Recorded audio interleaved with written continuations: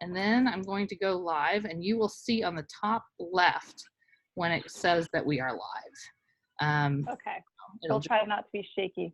There we go. Now, will folks be able to ask a question? They will. In Zoom?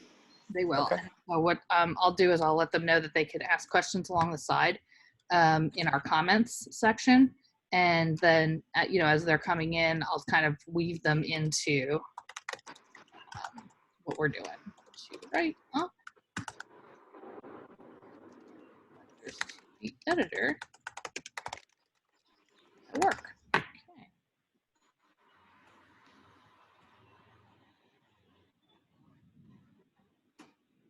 And I think we're live. So, hi, this is Amanda Brosana-Rios, Communications Director for the National Grange, back with you for Cultivating Connections. Today we're talking about a pretty important subject for Grangers because we do a lot of advocacy work, and obviously we're always trying to make sure that we're proving our relevance in a really competitive atmosphere where there's lots of other organizations out there with lots of things to talk about. So we're talking about op-eds and letters to the editor, which are two different things, and we'll define them out here in the program a little bit.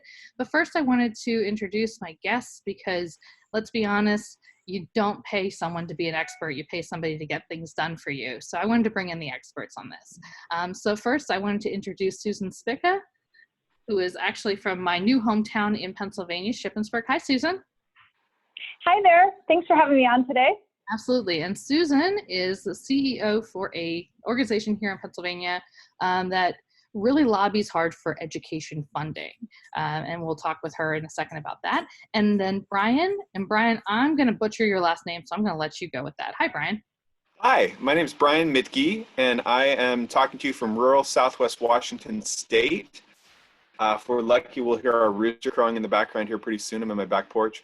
And I'm going to talk about kind of the journalistic perspective. I was an editor and a reporter for the newspaper here in Centralia, Chehalis, Washington for a number of years.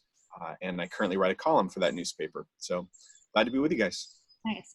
So, and both of you know a little bit about what the Grange is in history and kind of where it positions itself, both within your state and generally.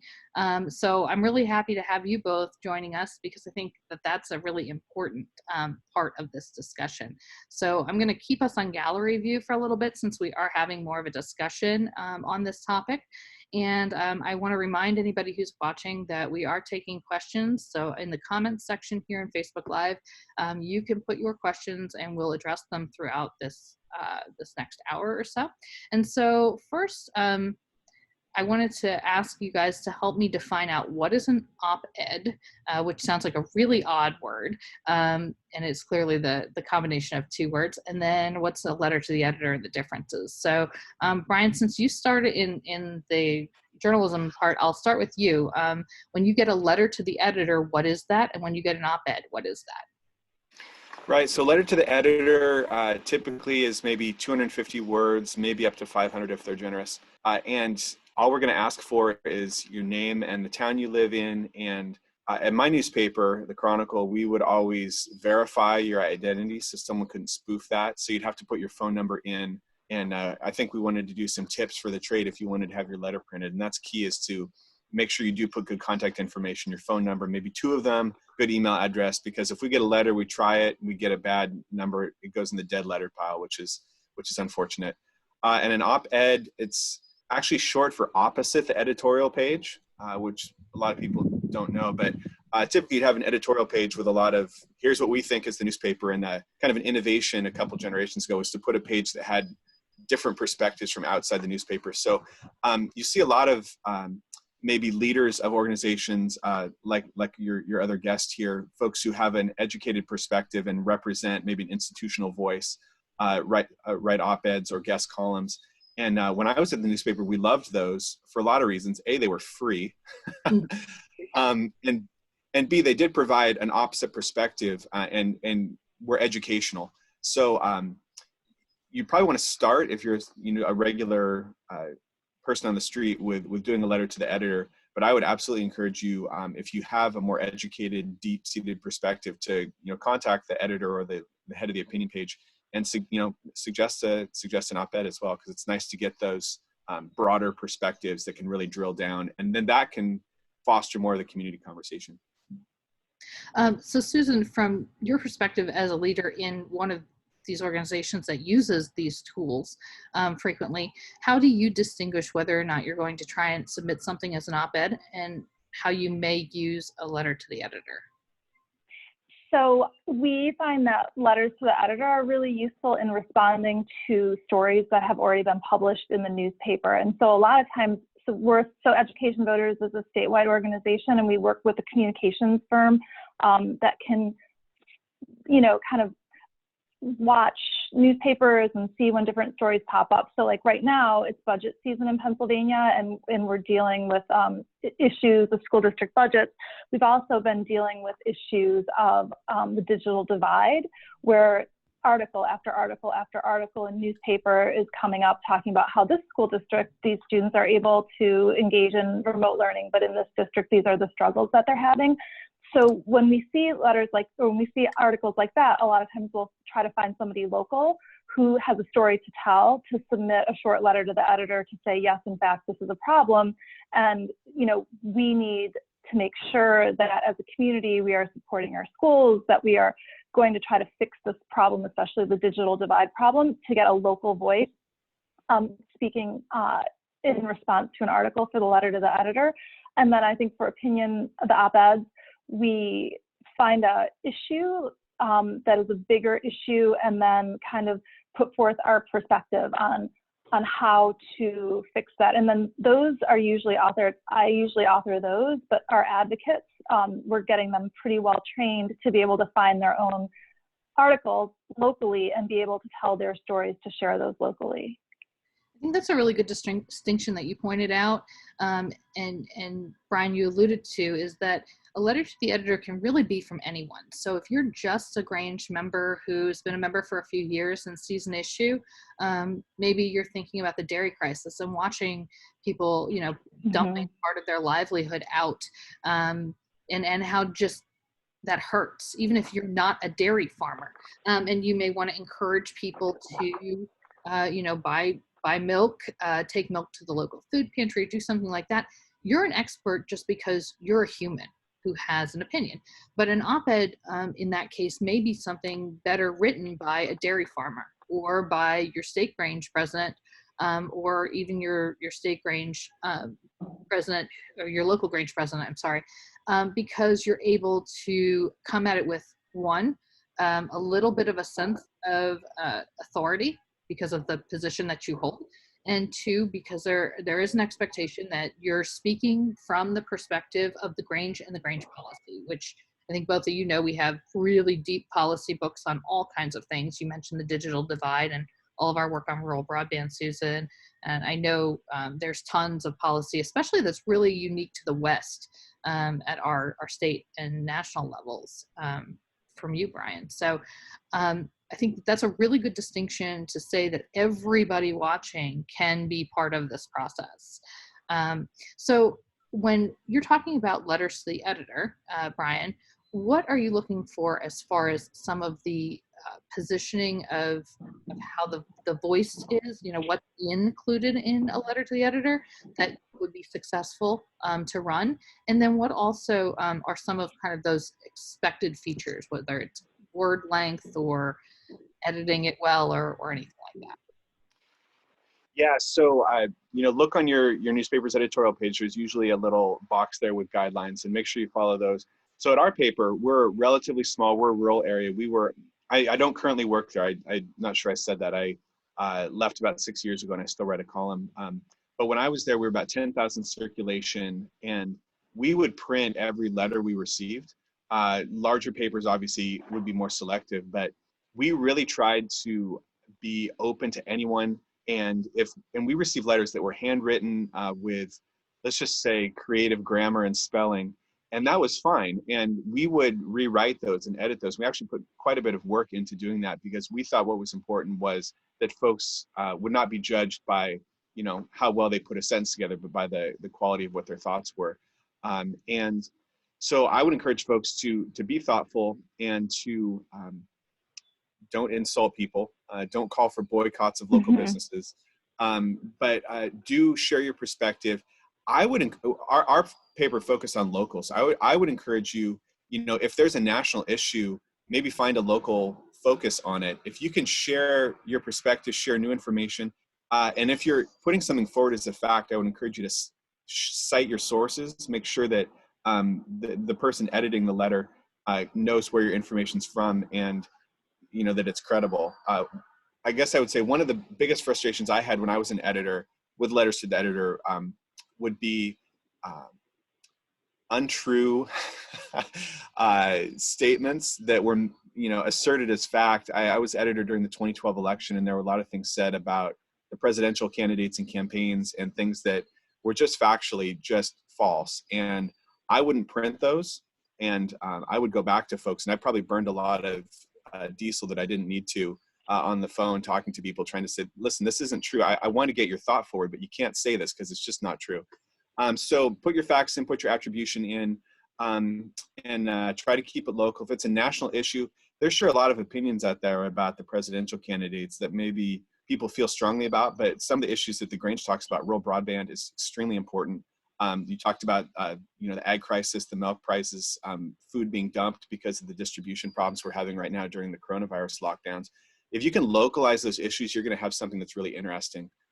We also would really focus on local elections. So we would clear out, we would open up pages and pages just to print every letter about the local election, the school board race. Man, talk about 2 or 3 pages of letters about the school board. And that was huge, and that was important. So love it, weigh in. I think it's a great way to be part of democracy and to share your thoughts in a way that's a little more broad-based and curated than just, you know, ranting on Facebook. I was going to say, I worked for several papers at different times, you know, either full-time or as an intern or, you know, as a correspondent or whatever. And I don't know a paper that had that same policy, but boy, would that be wonderful. Susan, when you hear that, you know, I'm sure you may not run into all the papers that print every letter, but you probably do know that letters to the editor seem to have more success and traction than op-eds, mainly because there's more space for it, and there is that local voice. Are there any hints or tips that you've figured out that is kind of part of that winning formula? Well, I think that as you're thinking about writing your letter, we do a lot of advocacy. So we know that the people that we really want to have hear us are elected officials. So most likely it's going to be our state lawmakers, or, you know, it might be even a little bit more local than that, like maybe a school board member. So we always want to try to have an ask of the lawmakers, you know what I mean? And be very cognizant of the fact that state lawmakers pay a lot of attention to what is written in local papers about different issues, and that when an issue is important and you can raise that up, you can actually kind of more significantly impact the lawmaker's thought process than you think. So if the issue is rural broadband and you really are having problems and students aren't being connected, by writing a letter to the editor to say, like, my child is unable to connect. So what we're doing is we're driving to the school parking lot, we're downloading stuff on the computer, but she misses out on the Zoom meeting, and we're really left behind. And what we really need is for our state lawmakers to figure this out, because our kids are being left behind. When they see something like that in a local paper, it has so much more power than when a lobbyist comes into their office. And then when your friends and neighbors see that you have taken the time and they know you, that has a lot of credibility in your community. So then you help to raise a lot of awareness. So I think something short, something where you tell a story that's personal, and then kind of like something that people can do, or an ask in the end for your lawmakers, seems to me to be a really nice way to put together a letter that can be a pretty productive piece.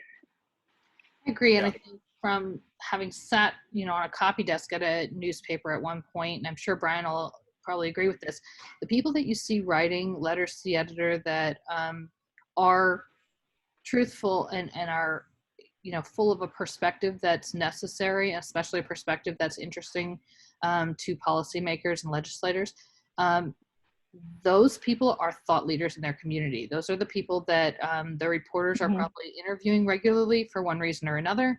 They may be the quiet soldier in town, but when it comes down to something, somebody is asking them what they think for the next election, or on a ballot measure, anything like that. Those are people that are your mainstays in that thought leadership circle. What do you think, Brian? Yeah, I agree. And so our paper, we had a rule you could only run every 2 weeks, and we would have people who were frequent flyers. Every 2 weeks they would hit it in, and they were, I'm not going to say local celebrities, but notorious might be a better term. But it was fun, and people would form opinions about them, and colorful people. So yeah, for me, I'm still a newspaper guy. I mean, I have my smartphone and I read the news on the news site. I subscribe, and I guess maybe if I can make a plug for newspapers everywhere, I would just encourage folks, man, subscribe to your local newspaper if you don't already. This weird time that we're in with COVID-19, and it looks like we're in a recession. Who knows how good or bad it's going to be? But newspapers are feeling it hard, and there are already newspapers that are going out of business, that are folding just since this COVID-19 thing started, because advertisements are a mainstay. So, boy, if you like having a newspaper in your community, subscribe to it.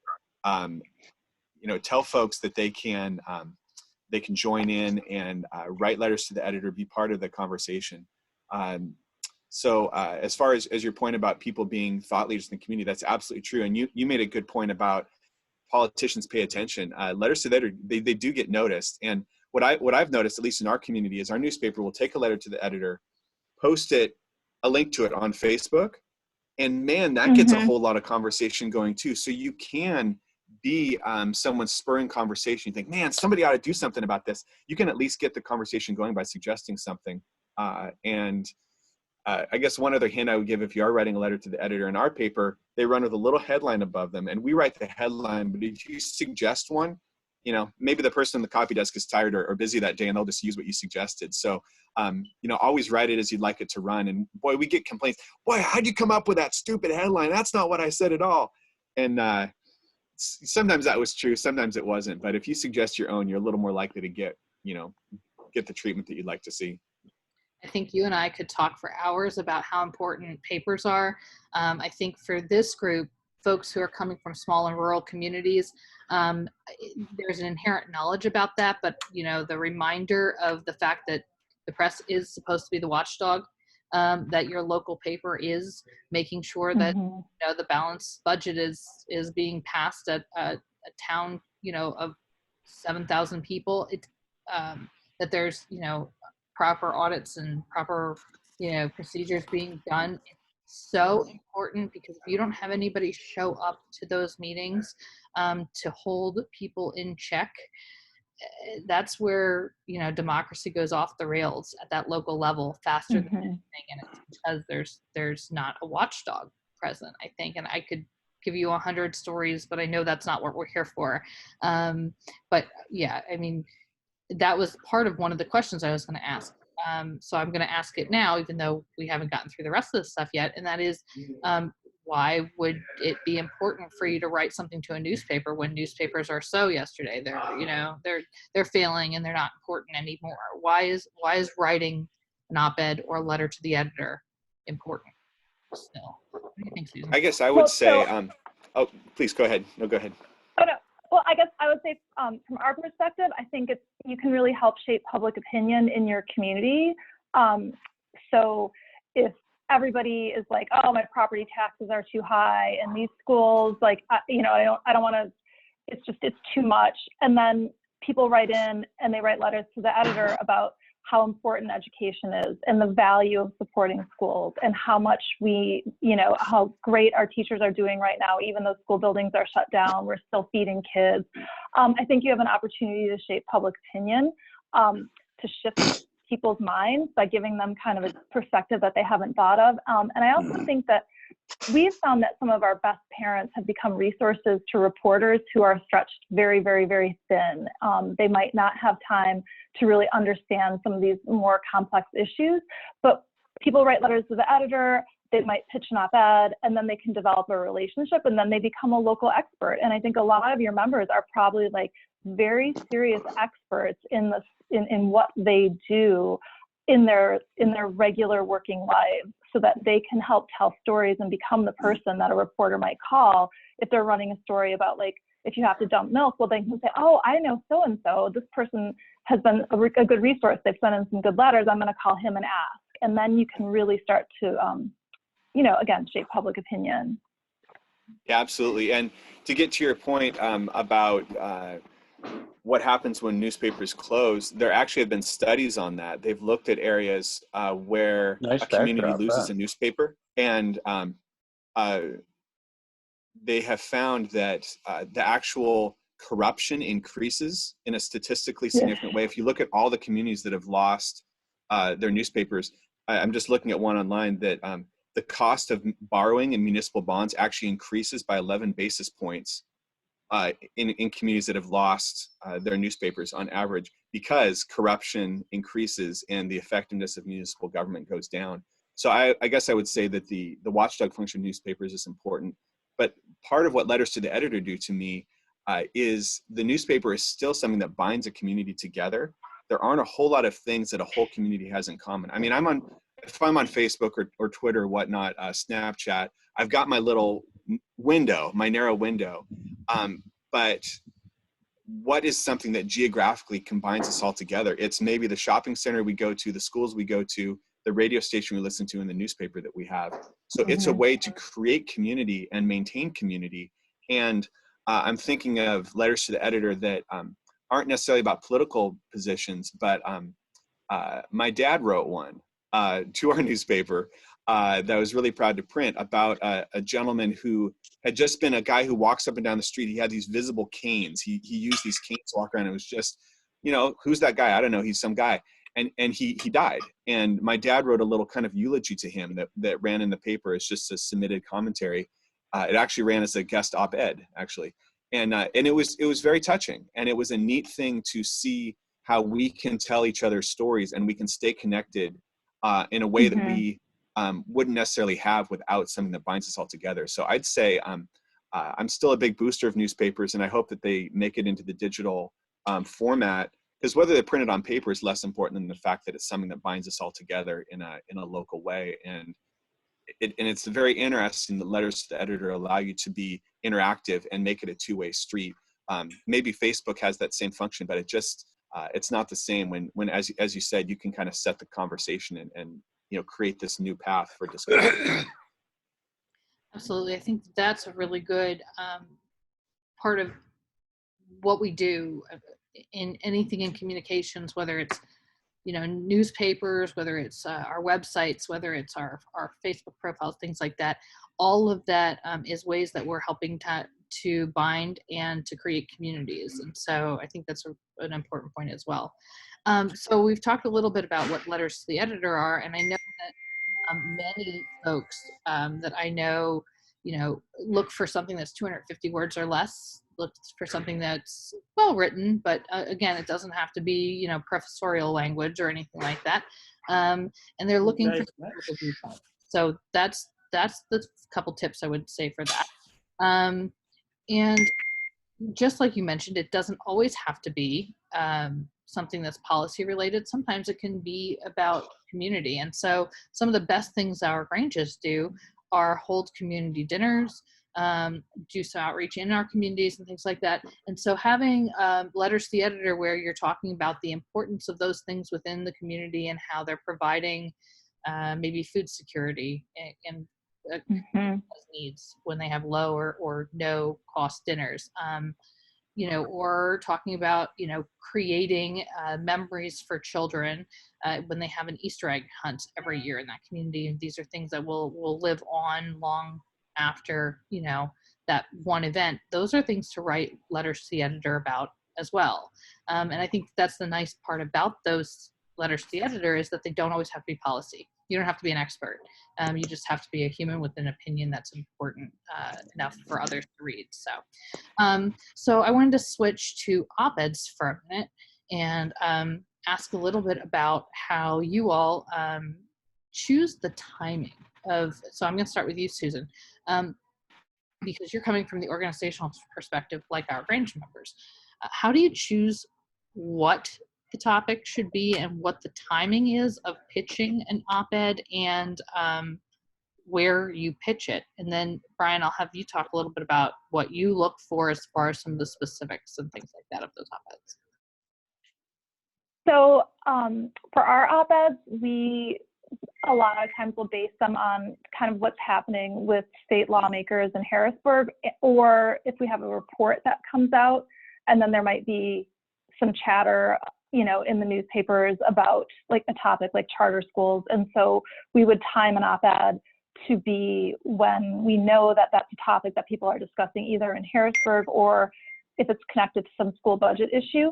I think there are two different ways to pitch an op-ed, it's like organizationally. So we've found that in Pennsylvania, there are a lot of, I've been working in this field for a long time. And so if I send my op-ed out to a lot of the smaller papers, a lot of them are very happy to just print it now. So I think that it's a good, we're kind of an authoritative voice on some of these issues. If we're trying to get it into one of the bigger papers, like the Philadelphia paper, at that point, I think it's a little trickier, and it's about building a relationship with the editors of the larger papers to be able to kind of like see how that fits into their whole editorial viewpoint and what they're focusing on at that time. But I think for little papers, it's not a bad thing. And Brian, you can chime in if you know, build a relationship with the editor and talk to the editor and know them, and then can say, hey, I've got something, I wonder if you'd be willing to take a look at it. Absolutely. And for me, it was always helpful when I would get feedback from a source, positive or negative. Positive was always nice because, you know, they call, hey, paper, the story looked great, thanks a lot, really appreciate it.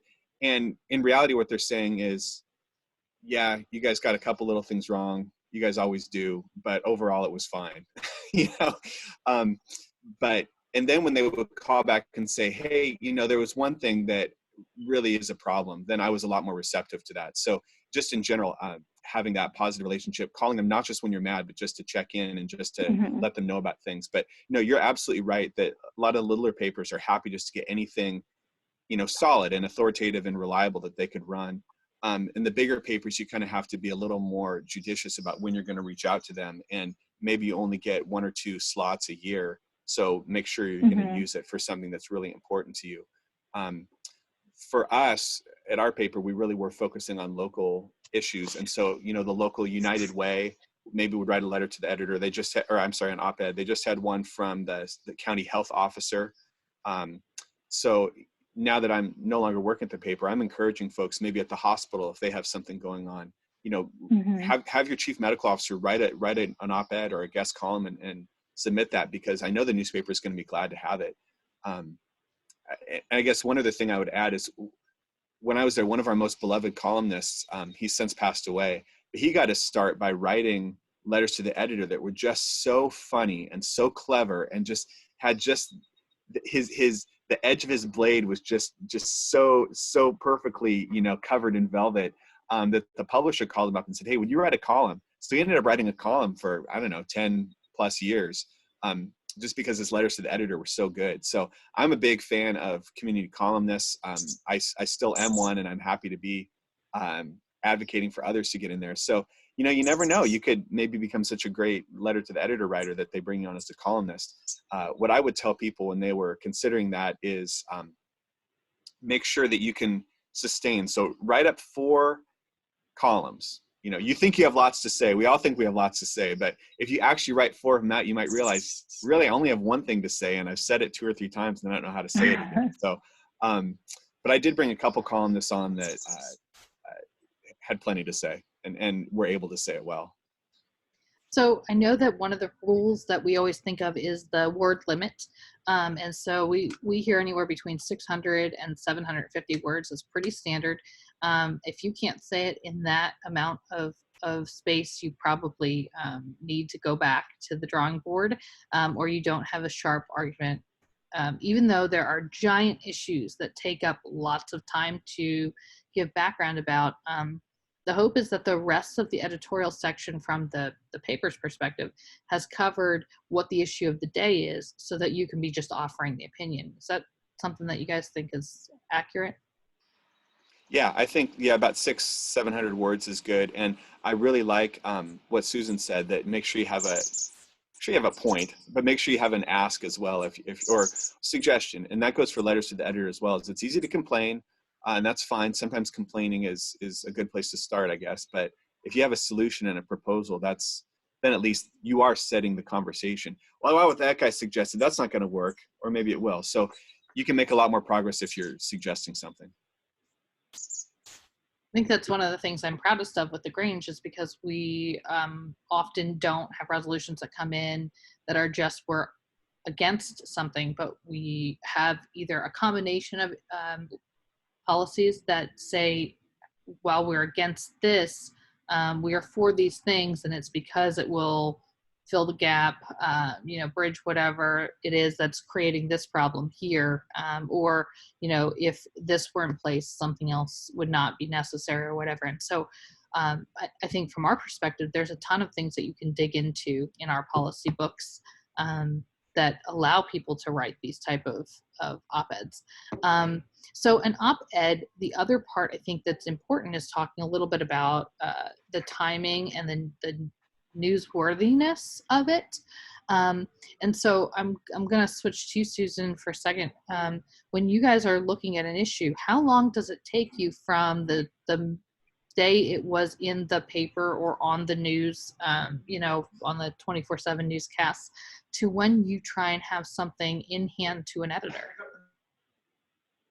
I think it depends. I would say that we try to turn things around quickly, like within a week. And try to, if possible, reference the actual story in the newspaper, or, reference the incident. And so I think as much as we can, we try to be speedy with it, because things move very quickly. So I don't know, Brian, if a week seems right to you, or if you think more or less. Well, no, I think, as quickly as possible. It brings to mind something interesting. Where I work now, we write occasional op-eds, and sometimes if our organization has been the subject of a news story, that gives you an opening to respond. You can come up and say, hey, your perspective on this, I think maybe there's another way to think about it. You mentioned us, can we clarify maybe our position a little bit? And that you're probably more likely to be considered for placement for an op-ed in that instance. And if that ever comes about, obviously you want to be to make your point, but don't be a jerk about it. Don't burn bridges. Don't insult, the reporter or the editor or anything, because you're in the long game, right? That was one of the best pieces of advice I got when I started as a cover reporter at the newspaper was, don't burn bridges with people, because you're going to be working with the same people again and again and again. And whatever your issue is now that you're against someone, you might be before them or be working with them for something else. So that's another interesting thing, is I've seen op-eds that can be successful if you can get a dual byline with maybe some strange bedfellows. Maybe you have a Republican and Democrat who are on the same side on an issue, or an urban lawmaker and a rural one both talking about broadband. Maybe someone from a Native American tribe and someone from a different area, where that can really get an editor's attention. Or maybe you have a kid from a school who's joining in.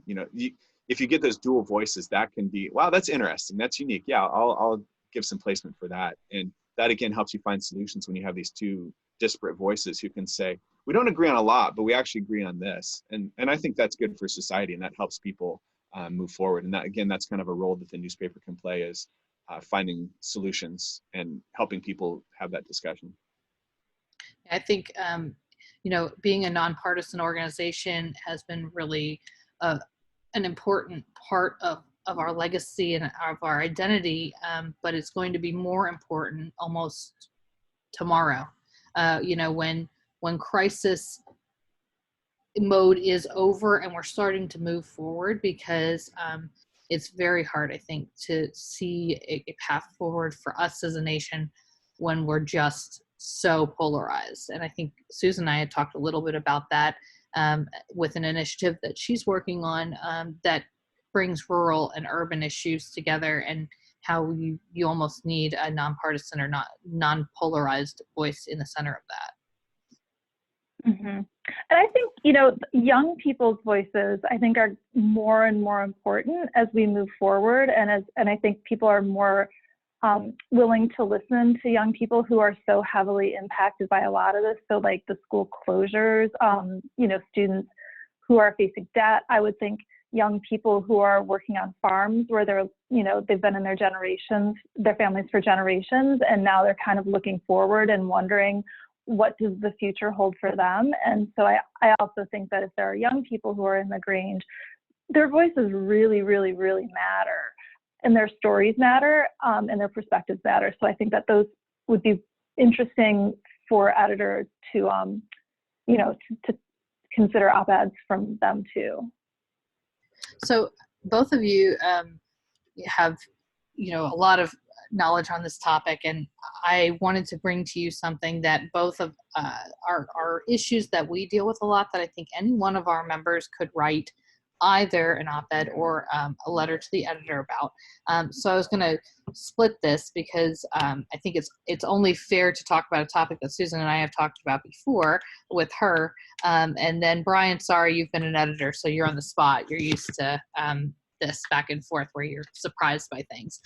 So Susan, if tomorrow somebody woke up and they wanted to talk about the broadband issue, the digital divide, what are ways that you think, and I mean, you've already talked a little on education, that's obviously one of the big ones I think you would discuss, but what are some phrases, some words, some things that you think that they should make sure to think about, include, discuss? What ways would you ask them to approach that topic?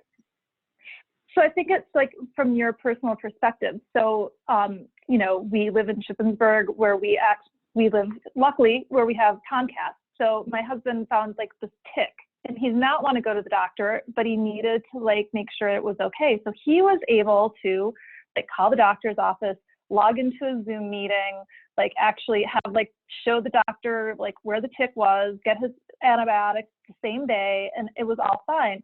But if you live in an area where you don't have broadband, you can't access medical care in that same way, like right now during this pandemic. So what are your choices? Your choice is to like not get care, or to put yourself at risk by going into a doctor's office where you could be exposing yourself to the virus. So I think that like, if we're talking about rural broadband, it's a lot about, the experience that you are having at this moment and the impact that this is having on your life. And so there are just 1,000 different ways that people have been negatively impacted. And I think being able to tie it into, if you could right now, the pandemic and how that is making it even more critical and raising up how much more important it is to be able to communicate. I think that would be a useful way to do it. Yeah, and you have a great point. And for us, rural broadband is a big issue for all the reasons that you bring up. And Susan, something you mentioned earlier about politicians paying attention when there's a letter to editor. Y'all might have heard this phrase, but what we always heard is for every phone call you get at the newspaper with somebody commenting on a story, there are 100 people who felt the same way. So if you got 10 or 20 phone calls on something, holy smokes, that's blowing up. The phones are ringing off the hook. So I think same thing with letter to editor. What are people talking about these days? What's going viral on Facebook? What are people writing letters to the editor about? What are we getting calls at our office? If I'm an elected official. So yeah, again, you're just part of the chatter, and the more chatter there is, the more people are going to pay attention. So if you can tell what your story is and say what you would like to happen, and invite other people to get involved, that's a good thing to do. And to follow up on something you said earlier, Amanda, about the role of the Grange during this time, here in Lewis County, we have a little community called Boistfort, and they had a windstorm. This is in the mid 2000s, and literally blew the roof, I think, off of their Grange. Something like that. And it's a good community. They came together, rebuilt. They had the sheriff come in, had a lot of discussions about resiliency, because this was you think I'm rural here with the woods in the background. I'm urban compared to these folks out in Boistfort. And the sheriff told them, listen, if we have a big disaster, we're getting to you guys last. Honestly, you guys are so far out. You guys are going to have to be resilient and self-reliant. And they did. They built up an entire infrastructure of resiliency. A couple years later, we had this monstrous flood, and that community was in the ground zero of the flood, but they were very well prepared to be isolated and taken care of.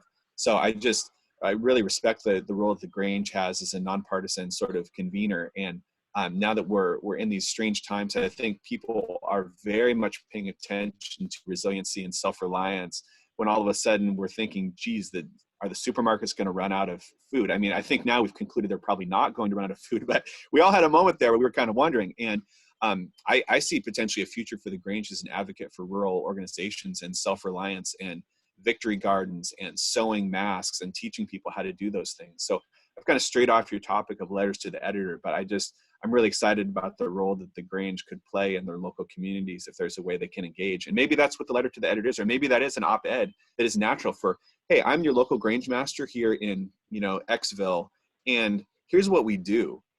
Here's what you need. Here's what we all need right now. Here's what we're all a little bit afraid about. And we can teach you how to sew. We can teach you how to do these things. My wife and I talk about this. We would love to see the old Grange ladies. I love the old Grange ladies, and teach them how to cook, how to preserve food. I think that's an incredibly valuable role. And there's so much wisdom there. And I hope I'm being respectful when I say old Grange ladies, and I mean old Grange men too. I have an intense admiration for them and the knowledge they have. And I had a couple members of Grange band play at my wedding, so I really am a big fan. And there's so much knowledge there, and if we can find a way to transfer that to folks who they're paying attention right now, and maybe that's what an op-ed is a timely thing, as a pitch. Again, do we want to do a hard sell on Grange membership? Maybe there's a time for it. Maybe your local Grange folks want to say, here's what we do, and here's how you can get involved. We're not meeting in person right now because nobody is, but we're having a Zoom meeting, or we have this resource, or we have this newsletter. Let's connect and be resilient. I'm glad you mentioned some of that, because that's some of the stuff that we're talking about, figuring out, where there are funding opportunities that people may never have offered funding before for teaching kids how to sew or whatever, because they assumed that it was the educator's problem. Family and consumer science will take care of that, even though most of our schools don't have that, or canning, jarring, those type of things.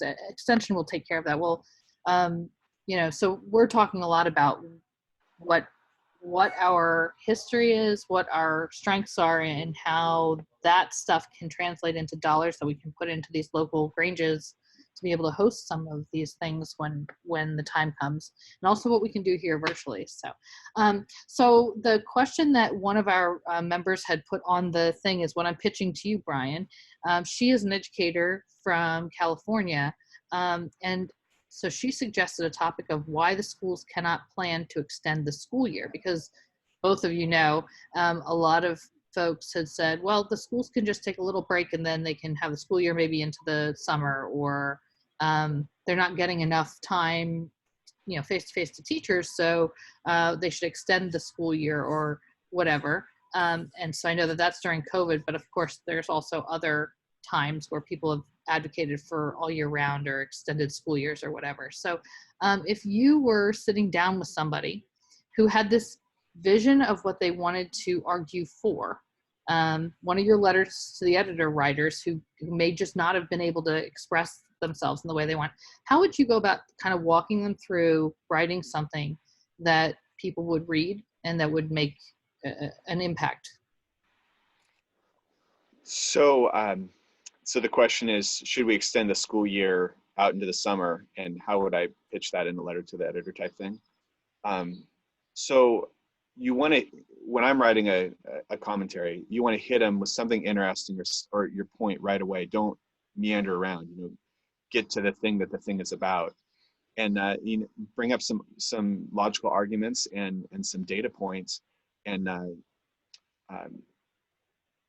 I don't know. I think that's that's the essence of it, is really just try to make your point succinctly and sound reasonable, and maybe explain why what the current situation isn't working, or here's a solution that can make it work.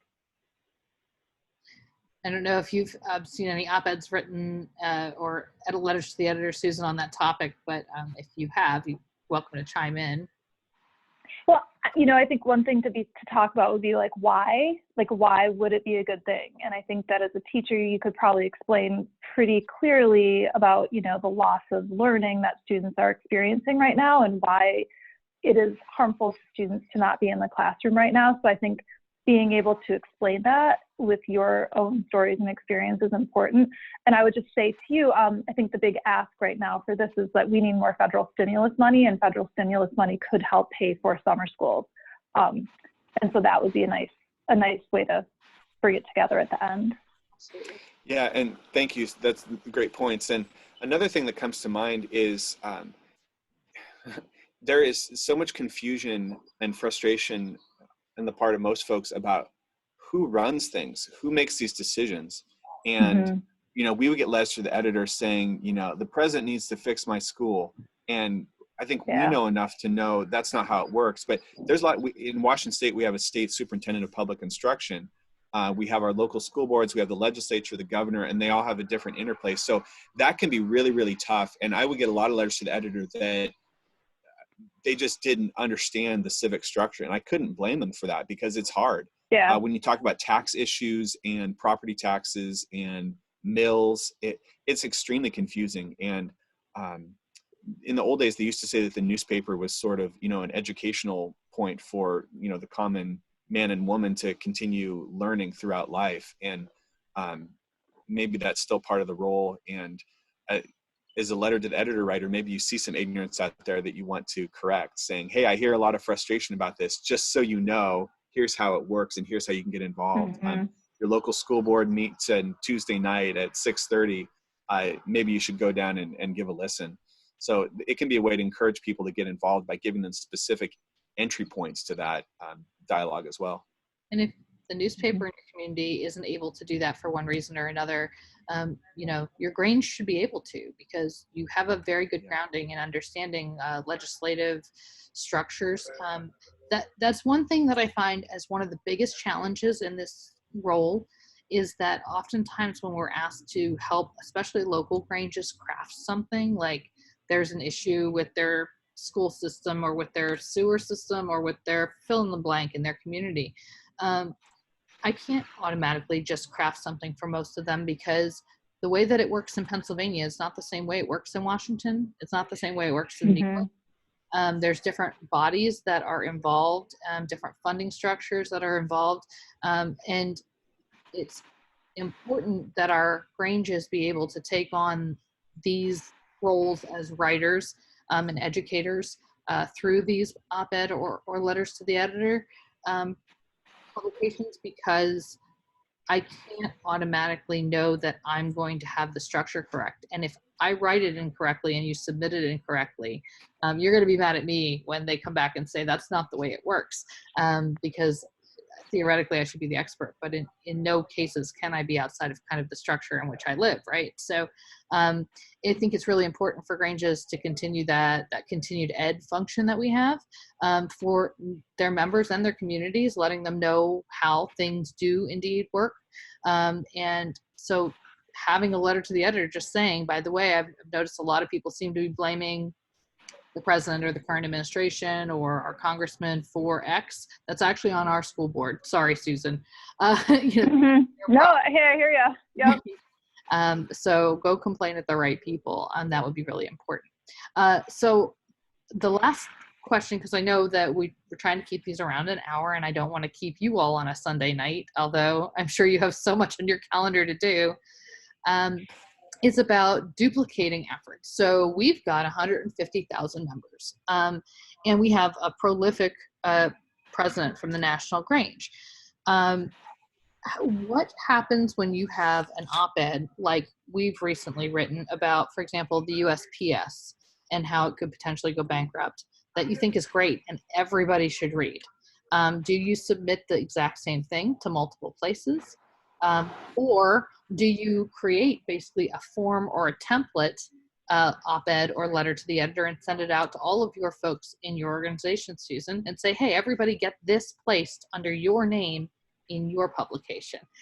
So I'll start with Brian about, you know, taking op-eds that have been submitted multiple places, and then Susan, I'll move to you on how you get folks to write stuff. Yeah, with my editor hat on, I hate it, and I don't I don't want to have the astroturf, materials submitted. And sometimes you can spot those when they'd come in, but um, so yeah, your regular newspaper editor is going to be cranky if he gets something submitted by a local person that is just photocopied or is copied and pasted. But if you can send out talking points and encourage people to put them in their own words, that's going to be more effective. And so that's sort of a hybrid where you're prompting them what to say, but it's still their own language. And a newspaper guy is going to be a little more forgiving of that. Susan, when you write an op-ed, do you blast it out to every major outlet exactly the same from your office? So sometimes, yes, to the smaller papers, if it's about the issue like the rural broadband issue. So we sent that out. We were calling for a task force, and we sent that out to a bunch of little newspapers, and they printed it. But I think that was okay. When we work to have other people like submit their own letters to the editor, we do what Brian said and have talking points and say, like, these are the key things that you need to get across. But what you need to use are your own stories and your own words and your own experiences to be able to explain why it is in the end that we need this type of reform, or why we need to have this type of state budget for schools. But the talking points, I think, are the best way. And then a lot of times we're happy to always look over things for people, you know what I mean, and give them a good proofread and a good edit, help make sure that things are factually correct. Because I think it can be really intimidating to be a regular person putting things together and then wondering, like, is this actually right? Am I saying something wrong?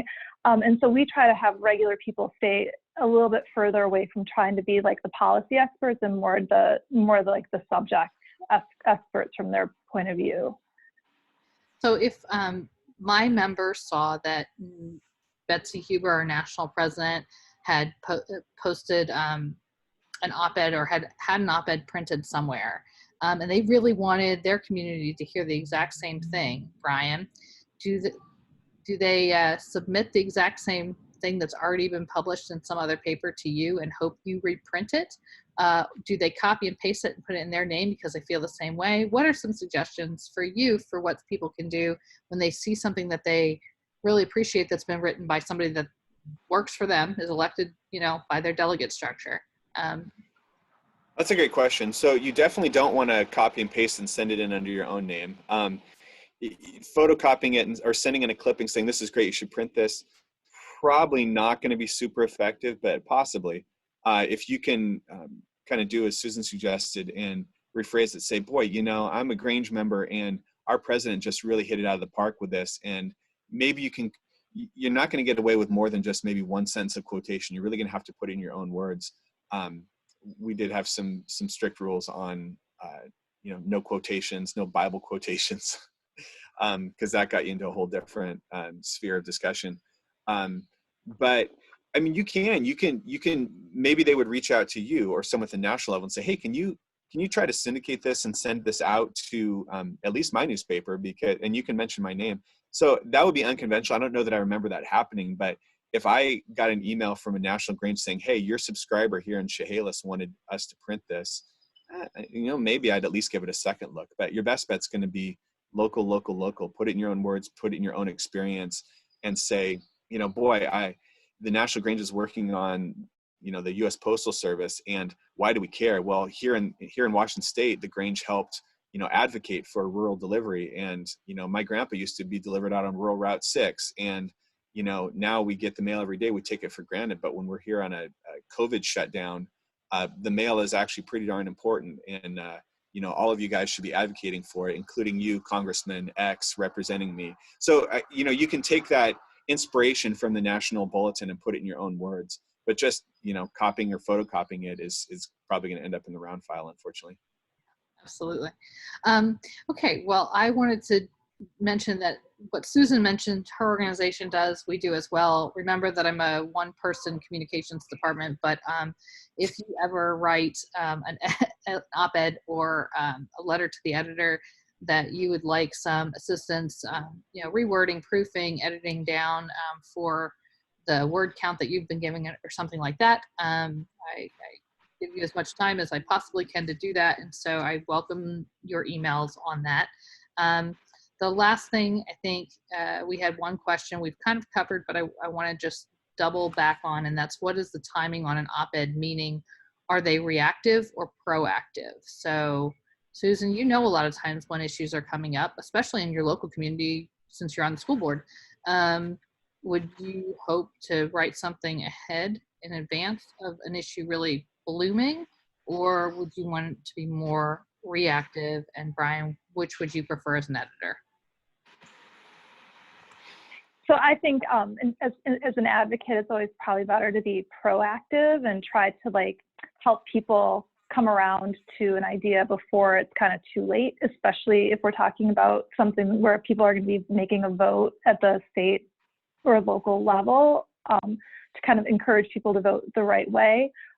If people vote the wrong way, then there's always the kind of like accountability, which is also an effective tool in helping shape public opinion. So if somebody votes for a budget that does something that is harmful to your community and it's happened, the vote's done, I think that is very good time to put a letter to the editor and to say, like, so disappointed, and the impact this is going to have is going to be X, Y, and Z.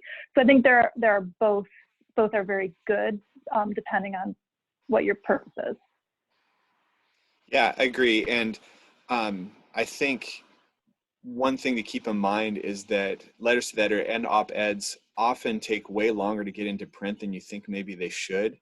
Occasionally they go through pretty quickly, but for a variety of reasons, the process tends to be slow, and that's probably even more of a problem now than it was in the past, since things online are so instantaneous. But you write the letter and email it in, it gets checked the next day, it gets printed out, somebody makes the phone call, it goes on this stack, gets approved, goes back here, gets typed in, goes in the file. So yeah, it can take a week or two or longer for things to print. And so the way you write it, if, oh man, this thing's happening, the vote on Friday, it's probably not going to run by the time that vote happens. So you kind of have to think in a, back to the future, like I'm going to write it now for publication probably after this thing happens. So you have to be a little creative in how your timing goes, but absolutely say this vote's coming up, this issue is important. And then, every 2 weeks, maybe your letter there can be printed, follow up with, boy, this thing happened and I'm really disappointed. Or I want to give a shout out to this person. Maybe I don't always see eye to eye with this politician, but he or she, I think, voted the right way on this issue. And I think is going to get you a long ways toward building those relationships that help you in the future, is giving credit where it's due.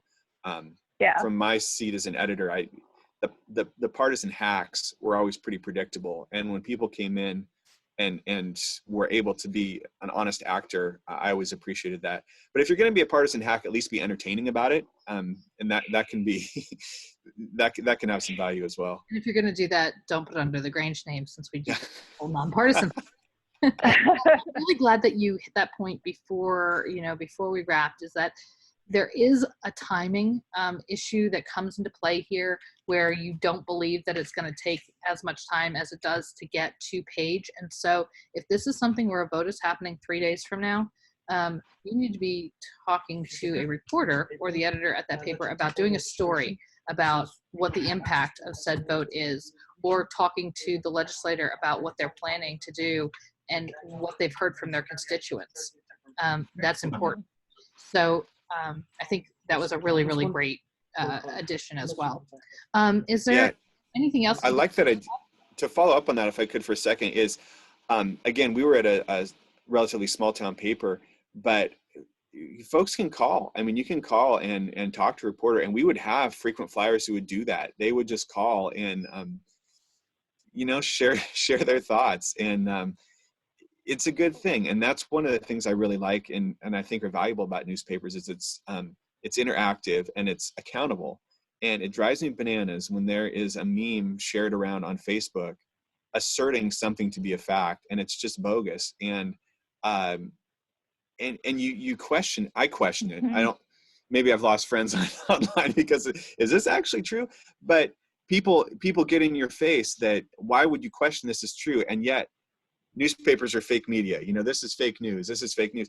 Well, the thing is, a newspaper or a TV station or a radio station, they've been around for decades or 100 years or more. And their reputation is behind what they're saying. And so they get it wrong, of course, but they run a correction or they're accountable for it. And, you know, the stuff that's shared online, some rando, you know, picture or meme or website, that's not accountable. And so to me, that's part of the value of newspapers. And that's part of why a letter to the editor or an op-ed has a little more stature, because it is part of something that has an institutional reputation. And you know that if something's run as a letter to the editor, at the very least, somebody has read it, whether it's the copy editor or the editor, and they've said, this isn't completely out in left field. And the person whose name is on it is actually probably the person who wrote it. So there's a little bit of accountability there. And I think we probably all need a little bit more accountability these days on all levels of government. And I think that non-governmental organizations like the Grange are just so valuable and so crucial to our civic life. And if they can be involved in helping their members be part of civic discourse and part of good governance, I think we all benefit. And appreciate what you're doing on that score. Susan, is there anything? Agreed. Thank you. Yeah, I will say thank you for all of our members, because that is great to hear. But more than that, I think it echoes a lot of what we've been trying to tell them, because I think for too many years it was just kind of like, well, we just do Grange things, and really didn't think about the impact, because everybody was more or less good, and everybody was more or less informed, and everybody was more or less fill in the blank. And I think we're all realizing that that may not indeed be the case today. So in fact, what we do in Grange is valuable, and how we approach things. Yeah, I agree. And the advocacy for rural issues, you know, I grew up, you know, with my grandpa and grandma talking about the Grange, and, oh, you see these white fog lines here, you know, the Grange got those out there, and things like that. My folks are both active in the Grange, and so do appreciate what you guys are doing. And I just make another pitch. If you like having a newspaper in your town, make sure you subscribe to that paper, and maybe encourage your friends to do the same. And you know, pay attention to the advertisers in there. This is a tough time for our country, and we all need to rally around the flag, but rally around each other. And any institution that can help bind us together and remind us that we're all in this together, I think is really valuable. So glad for the Grange to do that. And thank you for Brian, having me we'll on just here. tell you that, you know, if you value the Grange in your community and what we do, you can also make sure that you count yourself among our active members, like your parents. So I hear you you. for that one. So I struggle. I've got a Grange about 2 miles this way that's great, and one about 2 miles this way that's great, and I don't know which one to join. Is two. No more than okay. two. But Okay. Okay, it's good to know. And Susan, there's one right down the road from you as well. I'll just remind you. But I need to thank both of you so much for coming on and taking part in this and offering your perspective. I think, again, I think it's really important for us to make sure to bring people to our members who are experts, because they're doing today, or, you know, have done things that are relevant and important to what we're trying to do. So both of you are absolutely fitting that criteria. So thank you so much for joining us. Thank you. Right. Thank you very much. Absolutely. Thanks for having me. Talk to you again soon, I'm sure. And I look forward to your contributions in the Grange, and I hope you look forward to our contributions in the local newspapers. Thank you for Fabulous. joining us. Great. Take Thank care, you. everybody. Bye. Bye.